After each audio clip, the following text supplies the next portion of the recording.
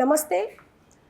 తెలుగు రాష్ట్రాల్లో ఈ ఎంపీ సీట్లు ఇవే అని చెప్పేసి ఇండియా టుడే ఒక సర్వే చేసింది. మరి ఎవరికి ఎన్ని సీట్లు వస్తున్నాయి ఈ ఎంపీ సీట్లు అనేది మనకు వివరించడానికి జగదేవ్ గారు ఉన్నారు. ఆయన అడిగి తెలుసుకుందాం. నమస్తే సార్. నమస్తే అండి.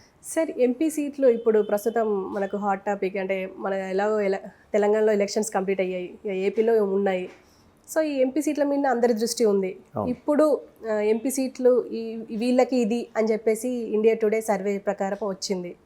ఎవరెవరికి ఎంత ఉన్నాయి సార్? అంటే ఏపీలో మీరు అన్నట్టుగా అసెంబ్లీ లోక్సభ ఒకేసారి అవుతాయి. తెలంగాణలో కూడా ఉమ్మడి ఆంధ్రప్రదేశ్గా ఉండేటప్పుడు ఉన్న రాష్ట్రమే విడిపోయింది కాబట్టి తెలంగాణలో కూడా అసెంబ్లీ లోక్సభ ఒకేసారి అయ్యేవి. బట్ 2018లో 19లో అవ్వాల్సిన ఎన్నికల్ని, అసెంబ్లీ ఎన్నికల్ని కేసీఆర్ గారు కొంచెం ముందుకు లాగి 2018లో నిర్వహించేశారు. కాబట్టి కొంచెం ఆ డీవియేషన్ వచ్చింది. సో లోక్సభ అయితే మాత్రం తెలుగు రాష్ట్రాలకి ఒకేసారి అవ్వబోతున్నాయి. డేట్స్ ఓ 2 విడతల్లో మేబీ అవుతాయేమో. సో ఇప్పుడు ఏంటంటే అందరి దృష్టి మెయిన్ లోక్సభ. ఎందుకంటే సెంట్రల్లో పార్టీ ఏది ఉంటుందో అదే కదా కీలకం. ఈవెన్ బీజేపీ మొన్న 5 రాష్ట్రాల్లో 3 రాష్ట్రాలు కైవసం చేసుకుంది. 3 రాష్ట్రాల్లో ముఖ్యమంత్రులు వాళ్ళే ఉన్నారు. యంగ్ బ్లడ్ వాళ్ళనే సీఎంలుగా కూడా ప్రకటించారు. బాగుంది. ఆల్రెడీ బీజేపీ ప్రభుత్వం స్థాపించి 10 ఏళ్ళు అయిపోతుంది. వరుసగా 2 పర్యాయాలు వచ్చినప్పుడు ఎలాగైనా కొంత వ్యతిరేకత ఉంటుంది కదా.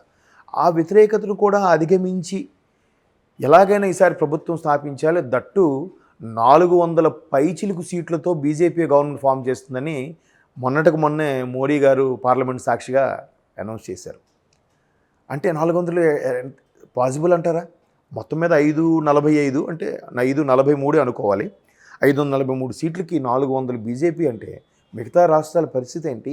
29 రాష్ట్రాలు ఉన్నాయి. అంటే ఏ కాన్ఫిడెన్స్తో చెప్పారు అనేది ఒక క్వశ్చన్ మార్క్. అంటే ఒక్క 400 వాళ్ళకే రాకపోవచ్చు. మిత్ర కూటమి అంతా, ఎన్డీఏ కూటమిలంతా కూడా 400 వరకు వచ్చే ఛాన్సెస్ ఉన్నాయని బలంగా నమ్ముతున్నారు. సో అందుకు అన్ని రాష్ట్రాల్లో ఏదైతే ఉన్నాయో వాళ్ళ మిత్ర కూటములన్నీ కూడా మళ్ళీ ఎన్డీఏలో ఆహ్వానించడానికి, కలుపుకుపోవడానికి చూసి ఎట్లాగైనా 350 పైచిలుకు సీట్లను తెచ్చుకోవాలని బీజేపీ తాపత్రయం. సో ఇప్పుడు ఏం చేస్తుంది? ఇట్లాంటి కొన్ని ఇంటెలిజెన్స్లతోని, ఇలాంటి సర్వేలతో కూడా బాగా లోపాయకారంగా టైఅప్ అయ్యి సర్వేలు చేయించుకుంటుందని ఒక టాక్. సో ఇప్పుడు మనం మాట్లాడుకున్న ప్రస్తావనని ఇండియా టుడే వాళ్ళు లేటెస్ట్గా సర్వే చేశారు. అది కూడా లోక్సభ, పర్టికులర్గా లోక్సభ నియోజకవర్గాలకు సంబంధించి. ఉమ్మడి ఆంధ్రప్రదేశ్లో 42 సీట్లు. తెలంగాణ విడిపోయింది కాబట్టి తెలంగాణలో 17 ఎంపీ స్థానాలు, సీమాంధ్ర కలిపి 25, 17, 42. సో ఈ 17 ఏంటంటే ఇప్పుడు రేవంత్ రెడ్డి గారు ప్రభుత్వం కాబట్టి రేవంత్ రెడ్డి గారు కాంగ్రెస్ తరఫున ఎక్కువ సీట్లు గెలుచుకుంటే ఆయన సత్తా చాటినట్టే. ఆయనకి ఇంక తిరుగుండదు. అధిష్టానంలో మంచి నేము, రాష్ట్రంలో కూడా ఆటోమేటిక్గా నేము ప్రపోర్షనేట్గా పెరిగిపోతుంది. అరే రేవంత్ రెడ్డి గారు నిర్ణయాలు కూడా బాగున్నారా, చకచక సమీక్షలు, సమావేశాలు, అన్ని నిర్ణయాలు తీసుకుంటున్నారు, బాగా చేస్తున్నారు అని ఫీల్ వస్తుంది. ఇక్కడ ముఖ్యమంత్రిగా ఉన్నప్పుడు అవుట్ ఆఫ్ 17 ఒక 10-12 స్థానాలు తెచ్చుకుంటే బాగుంటుంది అనే కాంగ్రెస్లో కూడా మల్లగొల్లాలు ఉన్నాయి. అరే 17 ఉంటే కనీసం 12 తెచ్చుకోవాలి, అప్పుడే రేవంత్ రెడ్డి అన్న స్టామినా ఏంటో తెలుస్తుంది అన్నట్టు కూడా ఆయన వర్గీయులు మాట్లాడుకుంటున్నారు.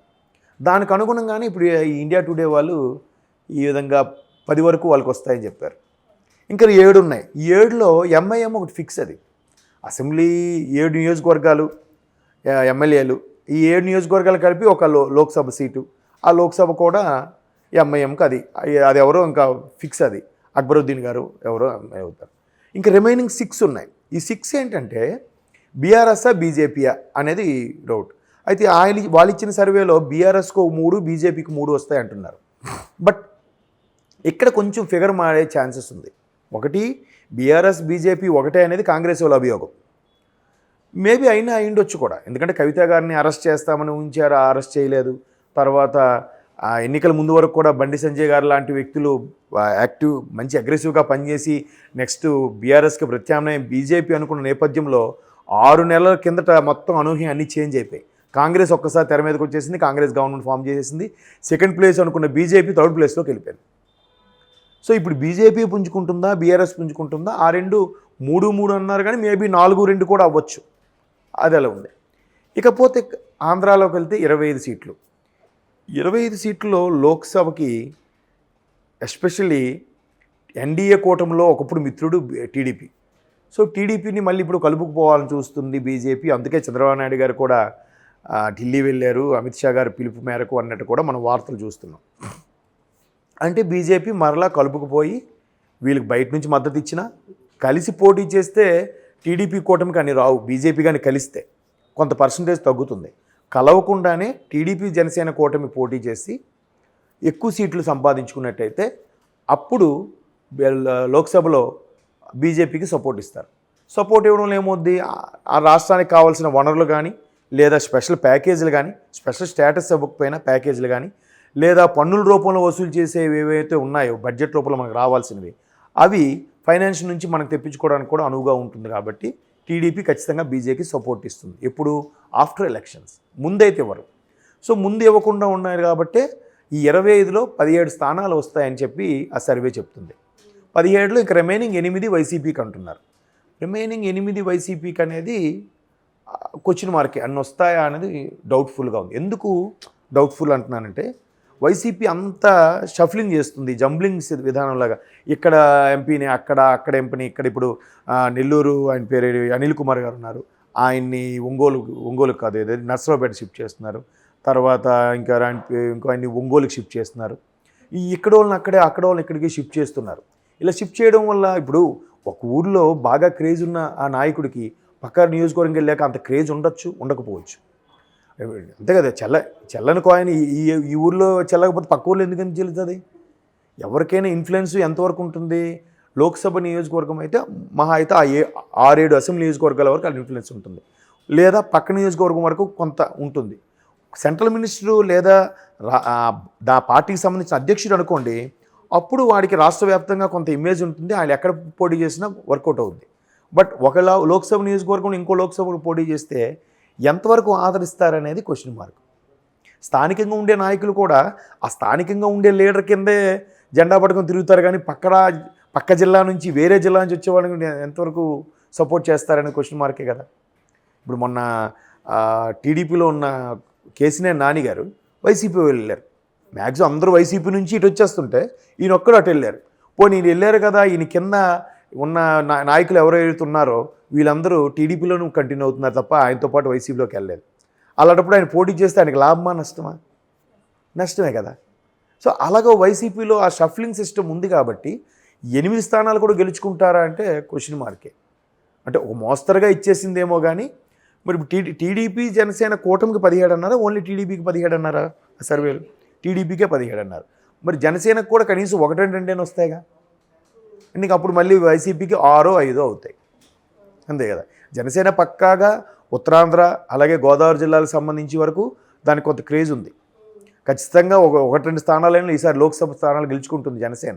దానికి తగ్గట్టుగానే అక్కడ ఎవరినైతే గెలుపు గుర్రాలుగా ఉన్నారో నాయకులు వాళ్ళనే న్యూట్రల్గా ఉంచి ఆ అభ్యర్థి స్థానం జనసేనకి కేటాయించబడుతుందా టీడీపీ కేటాయించబడుతుందా డిసైడ్ అయిన తర్వాత అప్పుడు ఆ పార్టీలో చేరుతున్నారు. మీకు అర్థమైందా? ఇప్పుడు నర్సాపూర్ ఉంది, రఘురామకృష్ణరాజు గారు ఉన్నారు, ఆయనకి ఆ సీట్ కన్ఫర్మ్. బట్ ఆ నర్సాపురం టికెట్ అనేది జనసేన కూటమిలోకి వస్తుందా టీడీపీలోకి వస్తుందా అనేది డిసైడ్ అయిన తర్వాత అప్పుడు ఆ పార్టీ తీర్థం పుచ్చుకొని అక్కడి నుంచి పోటీ చేసేలా చేస్తారు. సో అందుకు జనసేన కూడా 2-3 ఈజీగా వస్తాయి. ఖచ్చితంగా గెలుపు గుర్రాలనే పెట్టబోతున్నారు ఈసారి. సో ఇంకా మరి ఆ సర్వే ప్రకారం అయినా కూడా కరెక్ట్ అన్నట్టే. ఎందుకంటే ప్రస్తుతానికి వైసీపీ ప్రభుత్వ వ్యతిరేకత బాగా ఉంది. లోక్సభ స్థానాలు అన్నీ వస్తున్నాయంటే అసెంబ్లీ స్థానాలు కూడా దానికి తగ్గట్టుగా మీరు ప్రపోర్షనేట్గా ఆలోచించుకోవచ్చు కూడా. సో చూద్దాం ఈ సర్వేలు. ఈవెన్ సెంట్రల్ వాళ్ళు కూడా వాళ్ళ సెంట్రల్ విజిలెన్స్ టీంతో కానీ ఇంటెలిజెన్స్ టీంతో కూడా సర్వే చేయించుకున్నప్పుడు కూడా టీడీపీ జనసేన కూటమికే వస్తుంది, ఇక్కడ కూడా కాంగ్రెస్కే వస్తుంది అన్నట్టు కూడా వాళ్ళకి ఒక రిపోర్ట్ ఉందంట. సో ఇంకొక 2 నెలల్లో ఉపయోగపడితే క్లారిటీ వస్తుంది. అంతే. Okay sir, thank you.